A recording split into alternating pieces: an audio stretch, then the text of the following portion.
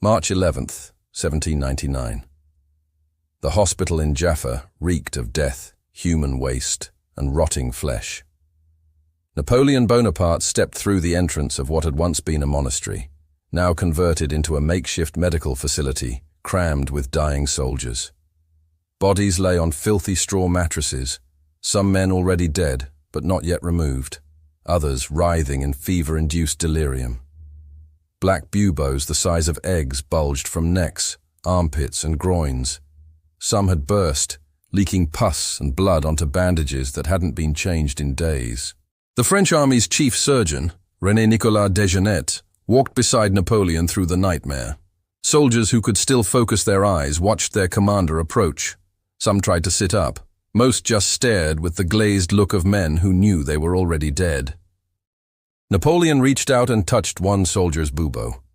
The man screamed. The gesture would later be painted as an act of fearless leadership, Napoleon Bonaparte proving the plague couldn't touch him, inspiring his dying men with his courage. That painting would hang in the Louvre. That painting was a lie. Napoleon wasn't there to inspire anyone. He was there to assess a problem. His army had taken Jaffa after a brutal siege. They'd slaughtered the Ottoman garrison despite promises of mercy. Now his own soldiers were dying by the dozens every day, their bodies swelling with the same black death that had killed millions across Europe for centuries. The Egyptian campaign was supposed to establish Napoleon as a military genius, a conqueror worthy of ancient Rome. Instead, he was trapped in a coastal city watching his army dissolve into corpses. The mathematics were simple and brutal. He had roughly 13,000 soldiers. At least 2,000 were infected, maybe more. The sick couldn't march. They couldn't fight. They required doctors, medicine, food, and water that the healthy soldiers desperately needed. Every day the army stayed in Jaffa, more men would contract the plague. Every day they delayed their march north towards Syria. The Ottoman forces had more time to prepare defenses.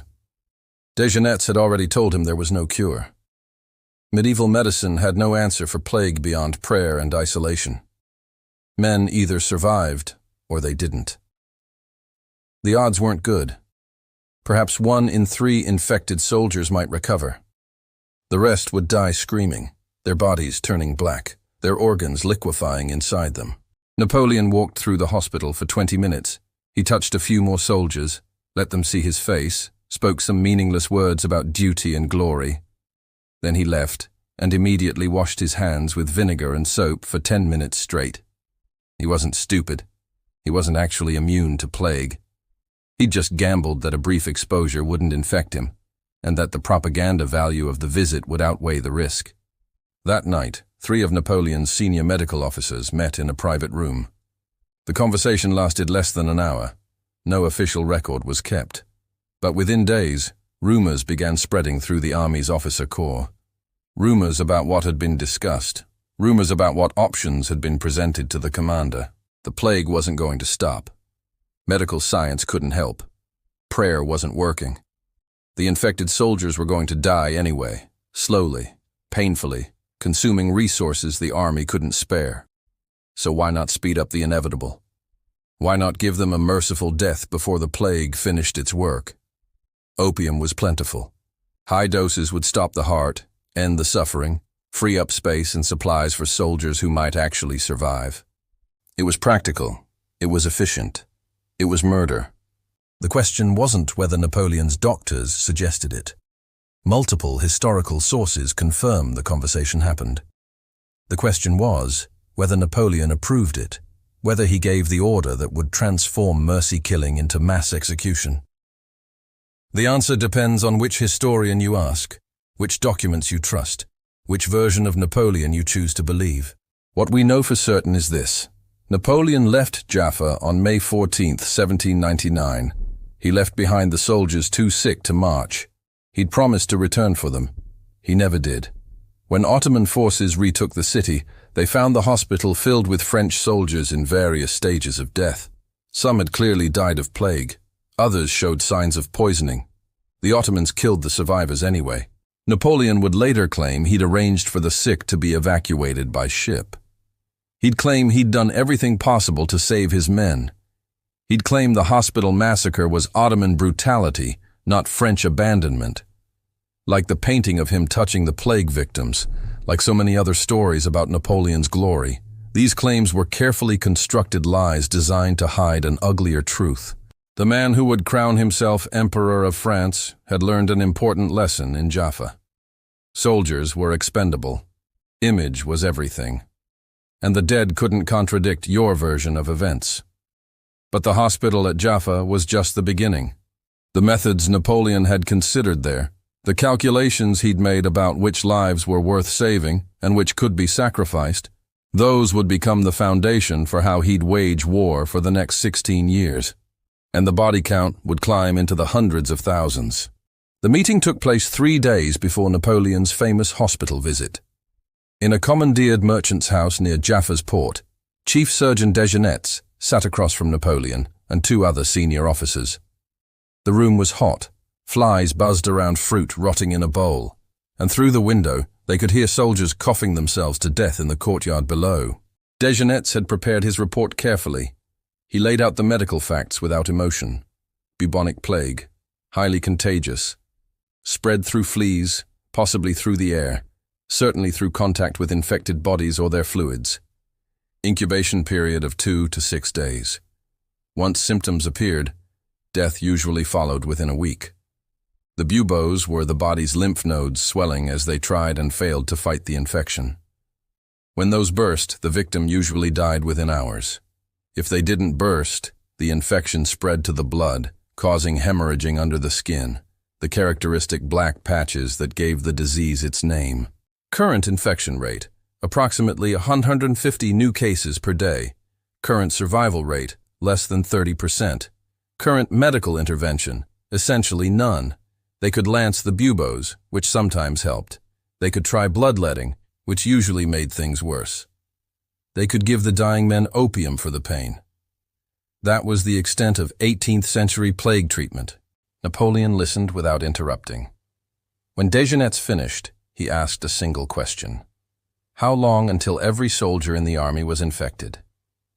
Dejeunetz did the mathematics.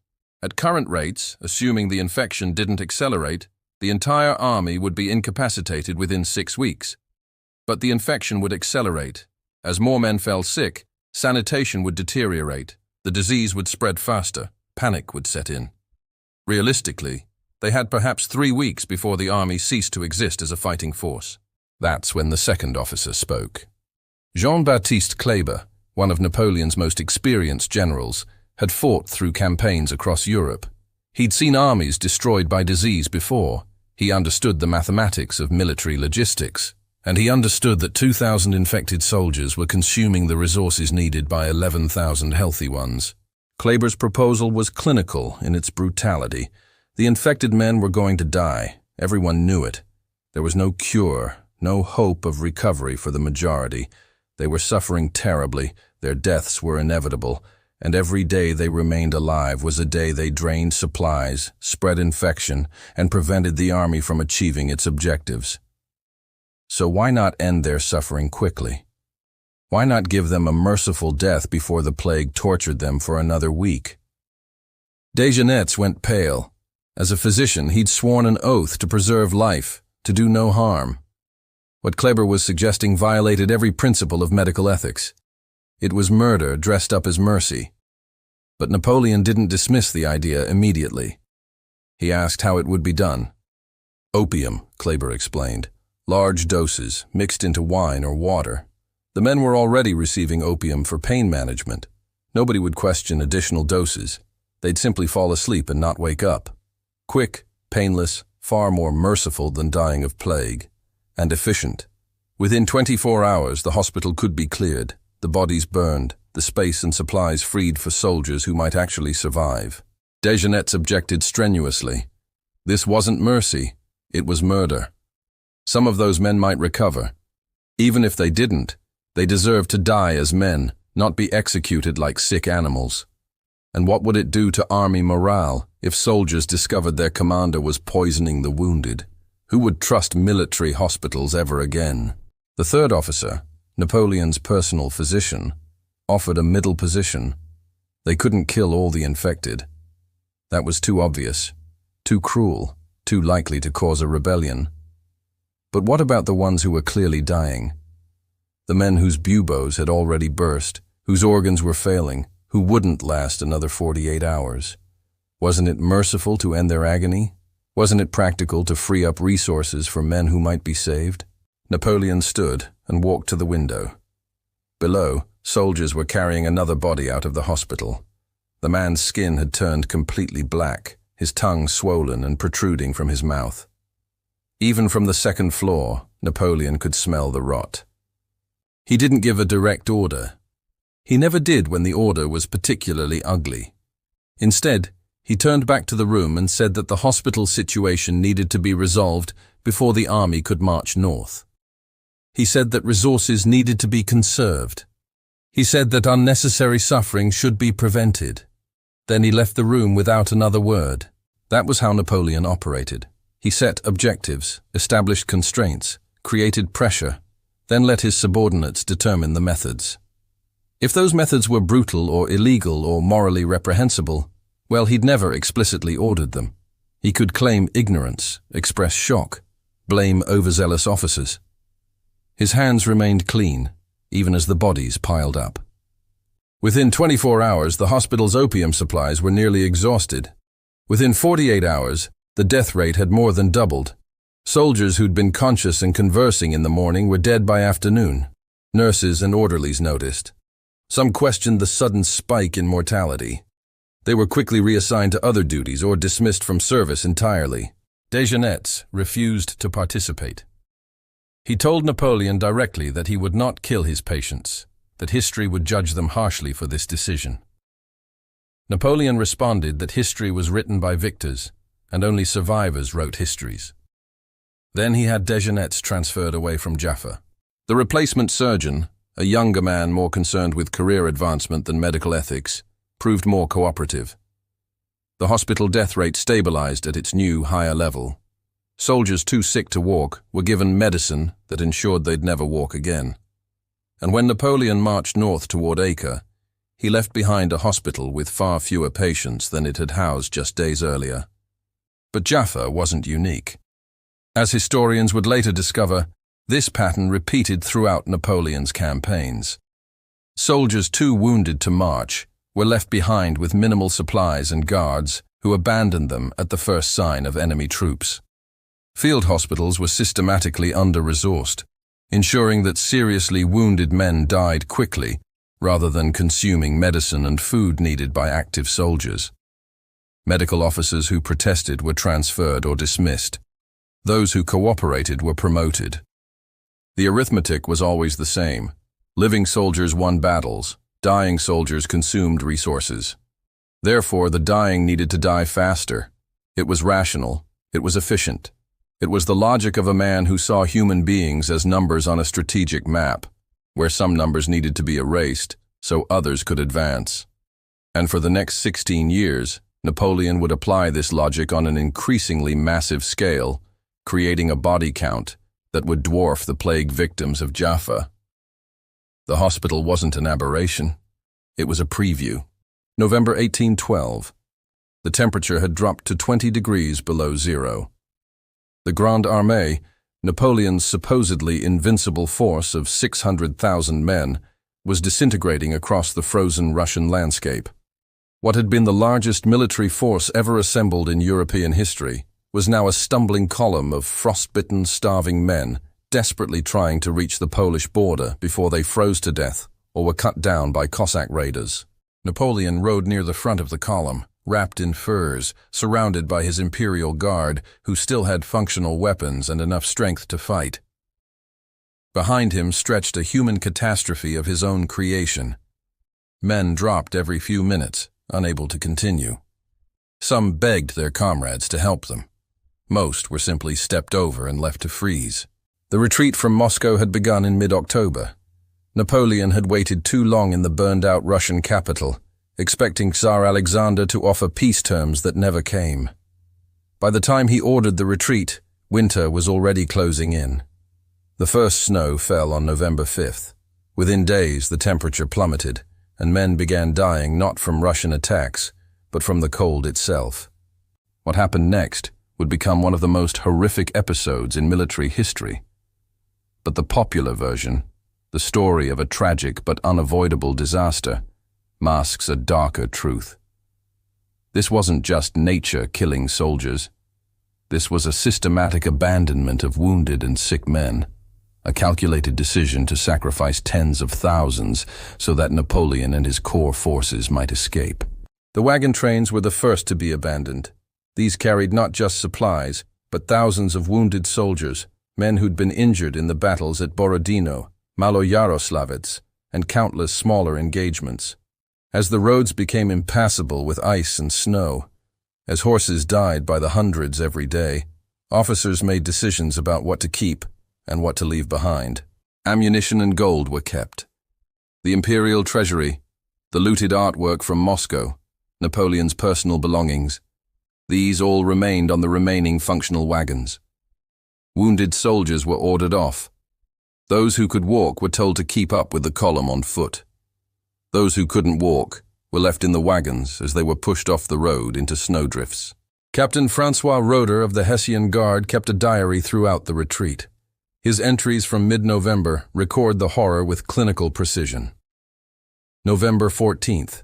Passed at least 200 wagons abandoned in the snow, most still containing wounded men too weak to climb out. November 16th. The screaming from the abandoned wagons could be heard for hours after we passed. November 18th. No longer hear screaming from abandoned wagons. The cold kills them faster now. But wagons weren't the only men being abandoned. As the column moved, officers made continuous calculations about who was worth saving and who wasn't. Soldiers who fell behind were left where they dropped. Men with severe frostbite, who could no longer grip their weapons, were told they were useless and should save everyone trouble by lying down in the snow. Officers who protested these decisions were relieved of command. The most damning evidence comes from Marshal Michel Ney, commanding the rearguard. Ney was considered one of Napoleon's bravest commanders, a man who would later be called the bravest of the brave. His dispatches to Napoleon during the retreat paint a picture of systematic abandonment that went far beyond military necessity. November 20th, dispatch, requesting permission to leave behind approximately 3,000 wounded who cannot keep pace. They consume rations needed by effective soldiers and slow the column's movement. November 22nd, have established protocol of leaving behind any soldier who falls more than 1 kilometer behind the main column. November 25th, abandoning artillery pieces and remaining supply wagons. Wounded who cannot walk are being left with 1 day's rations. 1 day's rations in 20 below temperatures meant a slow death from hypothermia and starvation. Ney knew it. Napoleon knew it. They did it anyway because the mathematics were simple. Living soldiers might reach safety. Wounded soldiers were already dead. They just hadn't stopped breathing yet. Philippe Paul de Ségur, one of Napoleon's aides-de-camp, witnessed the emperor's response to reports of the abandoned wounded. When an officer reported that perhaps 5,000 men had been left behind in a single day, Napoleon's only comment was to ask how many effective soldiers remained. When told the number was fewer than 100,000, he ordered the pace of retreat increased, which meant even more wounded would be left behind. But the true horror wasn't just the abandonment. It was the active decisions to prioritize objects over human lives. Horses were the most valuable resource during the retreat. A horse could carry supplies, pull artillery, or be eaten for food. A wounded soldier could do none of these things. So when horses began dying, officers faced a choice: put wounded men on the horses, or use the horses to carry gold, documents, and supplies. They chose gold. Consistently, deliberately, across the entire retreat, the French army chose to load horses with looted treasure rather than wounded soldiers. Captain Jean-Roch Coignet recorded in his memoirs that he personally witnessed officers transferring wounded men off horses so those horses could carry chests of coins taken from Moscow churches. The most grotesque incidents occurred when soldiers were found frozen but still alive. Russian cold can induce a state of severe hypothermia, where the victim appears dead, but can potentially be revived with warmth. During the retreat, French soldiers discovered that some of their abandoned comrades were still alive, frozen solid, but with faint heartbeats. Standard procedure would have been to try to warm them, to bring them back. Instead, officers ordered these men to be left frozen, because thawing them would require fires, time, and resources. Some officers went further, ordering frozen but living soldiers to be thrown off bridges into rivers, ensuring they'd drown if they somehow revived. The logic was practical. A frozen corpse took up less space than a living wounded man, and made no demands for food or help. By early December, the Grande Armée had been reduced to perhaps 40,000 effective soldiers. Behind them, stretched across 500 miles of Russian winter, lay the bodies of more than 400,000 men. Some had been killed in battle, some had frozen to death, but tens of thousands had been deliberately abandoned by their own commanders, left to die because saving them was inconvenient. Napoleon reached the Polish border on December 5th. He immediately transferred command to Marshal Joachim Murat and departed for Paris, traveling in a sleigh with a small escort. He left behind what remained of his army, still struggling through Russian territory, still dying by the thousands every day. His explanation was that he needed to raise a new army to defend France. The real reason was simpler. The retreat was a disaster, his reputation was in ruins, and he needed to get back to Paris before his political enemies could exploit the catastrophe. The final act of abandonment came at the Berezina River. Engineers had constructed 2 bridges to get the army across. As Russian forces closed in, panic spread through the remaining soldiers. Thousands tried to cross simultaneously. The bridges groaned under the weight. Officers ordered the rear elements, mostly wounded and stragglers, to wait. Then they burned the bridges with thousands of soldiers still on the wrong side. The official reason was military necessity.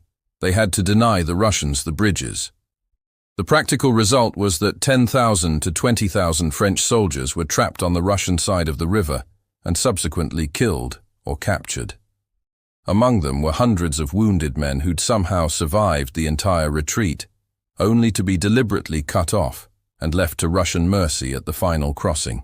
When Napoleon reached Paris, he issued bulletins describing the retreat as a difficult but orderly withdrawal, hampered by unexpectedly severe weather.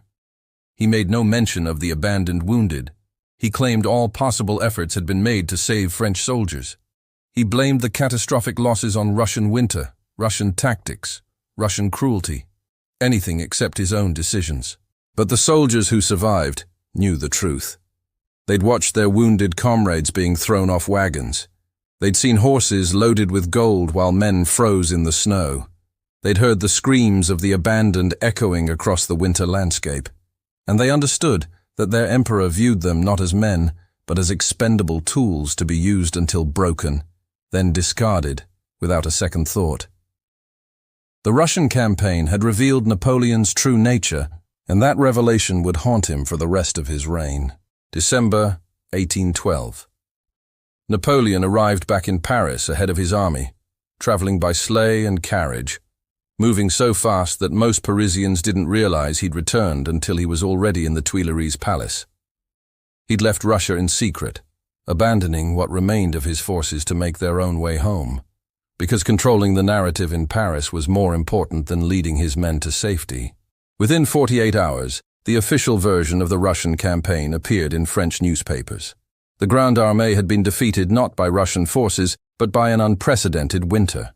Napoleon had fought brilliantly, winning every major engagement. The retreat had been orderly and strategic. Casualties were regrettable but moderate. Most importantly, the emperor remained strong, his genius undiminished, and France would soon field new armies to continue the war. Every single part of that story was a lie. But Napoleon had spent his entire career understanding something fundamental about power. Reality mattered less than the story people believed. If he could control what people knew, he could control what they thought. And if he could control what they thought, he could make them overlook the hundreds of thousands of corpses he'd left frozen across Russia. The propaganda machine Napoleon had built was unprecedented in European history. Other monarchs had court painters and official historians. Napoleon had created an entire industrial complex dedicated to manufacturing his image. Newspapers, books, paintings, plays, poems, songs, all carefully controlled to present a version of Napoleon Bonaparte that bore little resemblance to the actual man. Take the paintings. Jacques-Louis David, France's most famous artist, was essentially Napoleon's chief propaganda officer. That famous painting of Napoleon crossing the Alps on a rearing white horse, his cape billowing heroically in the wind? Complete fiction. Napoleon crossed the Alps on a mule, wearing a greatcoat, looking cold and miserable like everyone else. But David's painting showed what Napoleon wanted people to believe, that he was a classical hero, a second Caesar, a man who commanded nature itself. The painting of Napoleon touching plague victims in Jaffa? That was Antoine Jean Gros, another artist on Napoleon's payroll. The scene was composed to look like Jesus healing lepers, with Napoleon as a divine figure immune to disease. The reality was a 20-minute propaganda visit followed by frantic hand-washing. But Gros's version hung in the Louvre and became the truth for generations of viewers. Every military victory was exaggerated. The Battle of Marengo in 1800 was actually a near disaster that Napoleon won through luck when General Desailly arrived with reinforcements. The official version portrayed it as a brilliant strategic masterstroke. Desailly, who died during the battle and couldn't contradict the story, was given minimal credit. Napoleon took all the glory. Every defeat was minimized or blamed on subordinates. The failure at Acre in 1799, where Napoleon's siege collapsed and forced him to retreat from Syria, was portrayed as a strategic withdrawal. The officers who'd advised against the siege in the first place were never mentioned. Napoleon's reputation remained untarnished. The censorship was absolute. French newspapers could print nothing critical of Napoleon without approval. Books about recent military history required government clearance. Plays about contemporary events needed permission from Napoleon's censors. Even private letters were subject to inspection. French citizens lived in an information bubble where Napoleon was always brilliant, always victorious, always working tirelessly for France's glory. But the propaganda wasn't just defensive. Napoleon actively created myths about himself. He spread stories about his photographic memory, claiming he could recall the names and faces of thousands of soldiers. Officers who served with him confirmed this was largely invented. He could remember some faces, but mostly he faked it, making educated guesses based on uniforms and decorations. He encouraged rumors about his supernatural luck, his destiny to rule Europe, his immunity to fear and fatigue. He would deliberately stay awake for days before important meetings, so subordinates would see him working while they slept. Then he'd collapse for 12 hours afterward, but that part was kept private. He commissioned paintings showing himself working late into the night by candlelight, drafting brilliant strategies. The reality was that he often made strategic decisions impulsively, sometimes disastrously, and refused to reconsider even when subordinates pointed out obvious problems. But the paintings showed a thoughtful genius, and people believed the paintings. The truly disturbing part was how effectively this worked. French citizens who'd lost sons and husbands in Russia still believed Napoleon was a great military leader because the newspapers said so. Soldiers who'd nearly frozen to death during the retreat still enlisted in new armies because Napoleon's propaganda convinced them the disaster wasn't his fault. Reality couldn't compete with a well-crafted lie backed by state power. Napoleon understood something about human psychology that modern propagandists would later systematize. People want to believe in greatness. They want their leaders to be extraordinary. If you give them a story that makes their sacrifices meaningful, that makes their suffering part of a glorious national destiny. They'll accept almost any amount of death and destruction. So when 400,000 French soldiers died in Russia, Napoleon told France they'd died heroically fighting impossible odds against barbaric hordes and unnatural weather. He told them their sacrifices had proven French superiority even in defeat. He told them the next campaign would avenge this temporary setback. And France believed him because the alternative was accepting that their sons had died frozen in the snow because their emperor had made catastrophic mistakes and then abandoned them. The propaganda extended to Napoleon's personal life. His divorce from Josephine was portrayed as a painful sacrifice made for France's sake, to secure the succession with a younger wife who could bear children.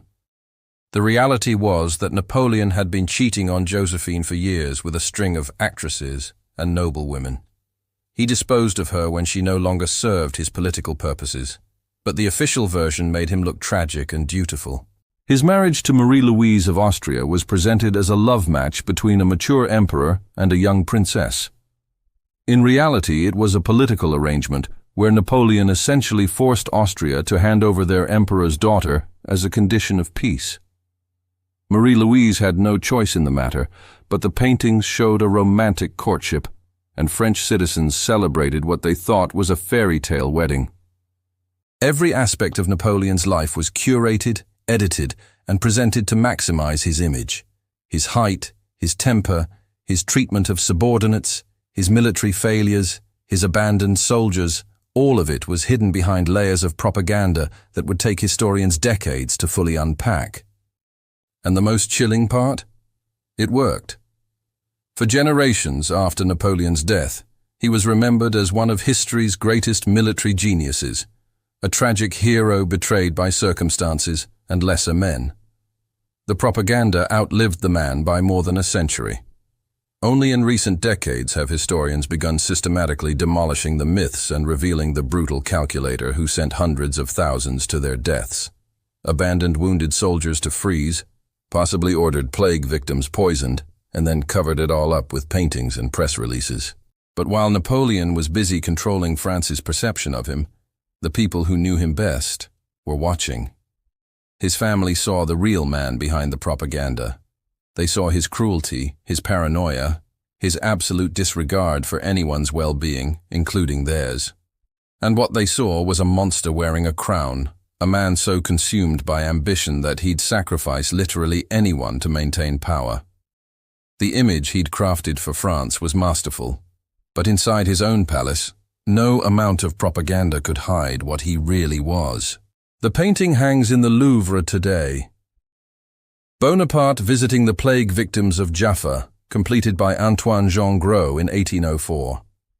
It shows Napoleon bathed in golden light, fearlessly touching a plague victim's bubo, while his officers recoil in horror. The dying soldiers gaze up at their commander with expressions of worship and gratitude. The composition deliberately echoes religious paintings of Christ healing the sick. The message is clear. Napoleon Bonaparte is more than a military commander. He's a divine figure, immune to disease, capable of miracles. Every element of that painting is a lie. Napoleon commissioned it specifically to counter rumors about what had really happened in Jaffa. By 1804, stories were circulating through European courts about the plague hospital, about abandoned soldiers, about possible mercy killings.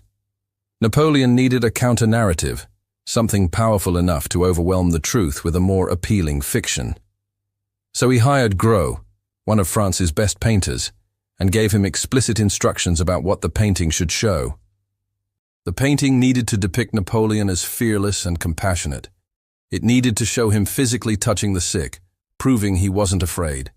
It needed to portray the plague victims as grateful, not abandoned. And critically, it needed to be beautiful, the kind of image that would reproduce well in engravings and prints that could be distributed across Europe. Truth didn't matter. Impact mattered. This wasn't unusual. Napoleon understood propaganda better than any military leader before him. He'd grown up during the French Revolution, watching how carefully controlled information could topple governments and create new political realities. He'd seen how newspapers, pamphlets, and public ceremonies could shape mass opinion. And once he seized power, he deployed those tools with ruthless efficiency. Napoleon employed dozens of writers, artists, and newspaper editors whose sole job was manufacturing his public image. They produced a constant stream of bulletins describing French military victories in glowing terms, while minimizing or completely omitting defeats. They commissioned paintings, sculptures, and engravings, showing Napoleon as a genius commander, a tireless administrator, a man of the people who'd risen through merit alone. The reality was carefully hidden. Napoleon's military record was good but not miraculous. He won significant victories but also suffered major defeats that the propaganda machine simply erased from public memory. His administrative reforms were effective, but built on systems inherited from the revolution and the old monarchy. His rise to power involved brutal political maneuvering, backstabbing rivals, and a military coup, not some noble meritocratic ascension. But most importantly, the propaganda hid his casual cruelty toward the soldiers who made his victories possible. Every bulletin described French troops as enthusiastic, well-supplied, and eager to fight for their emperor. None mentioned the routine abandonment of wounded, the inadequate medical care, the punishment battalions where soldiers were worked to death, or the summary executions of anyone who questioned orders. Jacques-Louis David, France's most prestigious painter, created multiple portraits of Napoleon that had no relationship to reality. David's Napoleon crossing the Alps shows the general mounted on a rearing white stallion, heroically pointing toward the mountains, his red cape billowing dramatically. The actual Napoleon crossed the Alps on a mule, wrapped in a grey coat, looking cold and miserable. But David's version was what people remembered. That image was reproduced thousands of times, distributed across Europe, hung in government buildings and wealthy homes. When people thought of Napoleon crossing the Alps, they pictured David's heroic fiction, not the uncomfortable reality of a short man on a mule trying not to fall off a mountain path. The fabrication extended to Napoleon's personal life. Official propaganda portrayed him as a devoted family man, a faithful husband, a man of simple tastes who worked tirelessly for France. The reality was that Napoleon was a serial adulterer who treated his wife Josephine with contempt, who installed his mostly incompetent relatives as kings and queens across Europe, and who lived in increasingly absurd luxury while French citizens suffered through economic hardship. His treatment of Josephine particularly revealed his character. He'd married her in 1796, largely for her political connections. For years he wrote her passionate letters while on campaign, letters that have been held up as examples of romantic devotion. But those same letters are filled with paranoid accusations of infidelity, demands that she account for her every movement, and threats about what would happen if she displeased him. When Josephine failed to produce a male heir, Napoleon divorced her with brutal efficiency. He informed her through an intermediary that the marriage would be annulled, gave her minimal financial support, and immediately began negotiations to marry Marie-Louise of Austria, a teenager young enough to be his daughter. The propaganda portrayed this as a tragic but necessary sacrifice for France. The reality was a middle-aged man discarding his wife like broken equipment and purchasing a replacement from his former enemy. His relatives fared little better. Napoleon installed his brothers as kings of Spain, Holland, and Westphalia. When they proved ineffective or tried to govern in their territory's interests rather than France's, he removed them without hesitation. His brother Louis, King of Holland, was forced to abdicate when he tried to protect Dutch interests from French economic exploitation. His brother Jerome, King of Westphalia, was treated like a puppet and publicly humiliated when he failed to meet Napoleon's expectations. Napoleon's treatment of his subordinates followed the same pattern.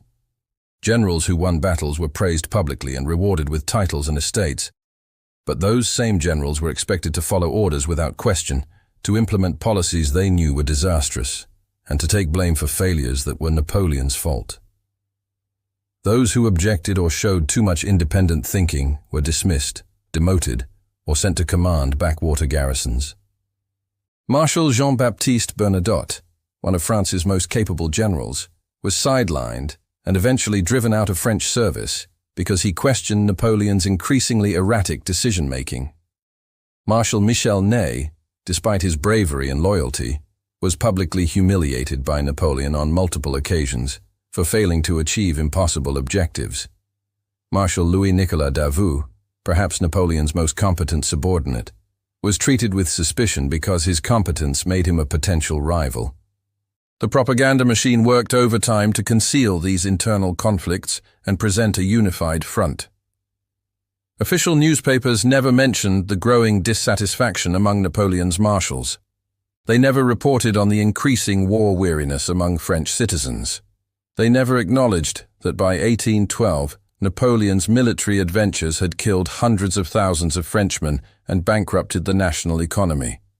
Instead, the bulletins described endless glorious victories, grateful liberated peoples, and a Europe transforming under Napoleon's enlightened rule.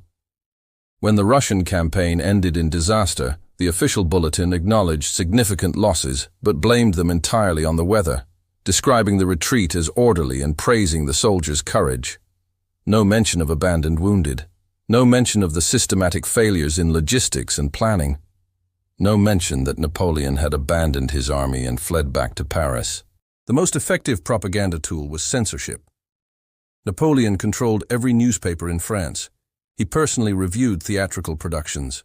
He had spies monitoring cafes and salons for seditious conversation.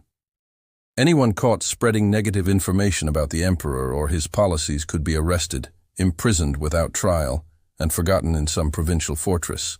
This created an environment where the only Napoleon most French citizens knew was the propaganda version. They saw the paintings of him as a heroic general. They read the bulletins describing his military genius. They attended the carefully orchestrated public appearances where he played the role of benevolent emperor. The real Napoleon, the man who viewed human lives as expendable resources and who'd built his empire on calculated cruelty, remained hidden behind layers of manufactured imagery. But propaganda has limits. By 1813, after the Russian disaster and mounting losses in Spain, the gap between official narratives and reality had become too obvious to ignore. Soldiers returning from campaigns told different stories than the official bulletins. Families mourned sons who'd supposedly died gloriously but had actually been abandoned or executed. The economic strain of constant warfare was visible in every French city. Napoleon responded by intensifying the propaganda and the censorship. More paintings were commissioned, more bulletins were issued, more spies were deployed. Anyone questioning the official narrative was treated as a traitor. But the truth was leaking out anyway, spreading through whispered conversations and private letters, through the bitter memories of veterans who'd seen what their emperor really was. The carefully constructed myth was beginning to crack, and Napoleon knew it. His own body was starting to fail him, and even the best propaganda couldn't hide forever what was happening behind the palace walls. May 5th, 1821. Longwood House, St. Helena. Napoleon Bonaparte died at 5:49 p.m., though determining the exact moment was difficult because his body had been shutting down for hours. He'd spent the final day unconscious, his breathing shallow and irregular, his skin waxy and grey. The room smelled of disease, unwashed flesh, and the peculiar sweet-rotten odor that accompanies organ failure. 17 people were present when he stopped breathing. Most were his remaining staff, the handful of loyal followers who'd accompanied him into exile 6 years earlier. They'd watched their emperor deteriorate from the stocky, energetic man who'd conquered most of Europe into something that barely resembled a human being. Now they stood around his deathbed, uncertain what to feel. Relief, perhaps. Sadness. But also something else. A morbid curiosity about what would be found inside the body of Napoleon Bonaparte. The British governor of St. Helena, Hudson Lowe, had insisted on an autopsy. Officially, this was to determine cause of death and refute any French claims that Napoleon had been poisoned or mistreated by his British captors. Unofficially, Lowe wanted documentation of exactly how degraded Napoleon's body had become, evidence that the former emperor had been nothing but a sick, broken man in his final years. The autopsy began the next morning. Dr. Francesco Antomacci, Napoleon's personal physician, performed the examination along with 7 other doctors, including 5 British military surgeons. They laid Napoleon's body on a table in the billiard room, the only space large enough to accommodate the procedure and all the observers. Multiple observers were essential. This autopsy would be one of the most politically significant medical examinations in history. Every finding needed independent verification. They removed Napoleon's clothing and immediately noted the first shocking detail. The former emperor's body was grotesquely obese despite his reported loss of appetite in recent months. His abdomen was massively distended, his chest sunken, his limbs thin and wasted. The fat distribution was unusual, concentrated around his torso in a way that suggested some kind of hormonal imbalance or glandular disorder. But the external appearance was nothing compared to what they found inside. When Antomarchi opened the abdominal cavity, the smell hit everyone in the room immediately. Several observers stepped back. One British surgeon left a vomit outside. The internal organs weren't just diseased, they were grotesque, transformed by illness into something that barely resembled normal human anatomy. The stomach was the worst. It was massively enlarged, filled with what appeared to be several liters of dark, foul-smelling fluid. The stomach lining was thick and irregular, studded with what Antomarchi described as serous indurations, hardened masses of tissue that had transformed large portions of the stomach wall into something resembling leather. Multiple ulcerations had eaten through the lining, creating holes that leaked stomach contents into the abdominal cavity. At the center of all this pathology was a massive tumor. It occupied nearly the entire posterior wall of the stomach, measuring roughly the size of a child's fist. The tumor had eroded through the stomach wall and was attached to the liver. Its surface was irregular, with a cauliflower-like texture. When Antomarchi cut into it, the tissue was necrotic, rotting while Napoleon had still been alive. The British surgeons documented everything in clinical detail. The tumor showed all the characteristics of carcinoma, what we'd now call stomach cancer, in its advanced stages. This wasn't something that had developed in months. This cancer had been growing for years, slowly eating through Napoleon's stomach while he ruled St. Helena with the same authoritarian control he'd once exercised over Europe. But the stomach wasn't the only organ in catastrophic condition. The liver was enlarged and fatty, its surface nodular with what appeared to be early cirrhosis. Napoleon's drinking had been legendary during his years of power, and his liver showed the accumulated damage of decades of alcohol abuse. The organ was also studded with small nodules, possible metastases from the stomach cancer. His intestines were equally disturbing. They were distended with gas and partially digested food, suggesting that his digestive system had essentially stopped functioning in his final days. The intestinal walls showed signs of chronic inflammation. Several sections contained what appeared to be old, healed ulcerations, evidence of long-term digestive problems that Napoleon had never acknowledged publicly. The kidneys were small and shrunken, their surfaces scarred and irregular. This suggested chronic kidney disease, probably dating back years. The kidneys showed the kind of damage associated with chronic poisoning, though whether from environmental toxins, medications, or the cancer itself was impossible to determine. When they opened Napoleon's chest, they found his heart was enlarged, the muscle walls thickened in a way that indicated years of high blood pressure and strain. The lungs showed signs of old inflammation and scarring, possibly from pneumonia or other respiratory infections that Napoleon had survived earlier in life. But more disturbingly, the lungs contained what appeared to be small metastatic nodules, evidence that the stomach cancer had spread. The most grotesque finding came when they examined Napoleon's genitals. His testicles were extremely small, atrophied to the point where they were barely functional. His penis was similarly underdeveloped. This wasn't just age-related decline. This was evidence of a profound hormonal imbalance that had probably affected Napoleon throughout his adult life. Some doctors present suggested this might explain his obesity pattern, his reported infertility problems with Josephine, and possibly even some of his behavioral characteristics. The skull examination revealed additional disturbing findings.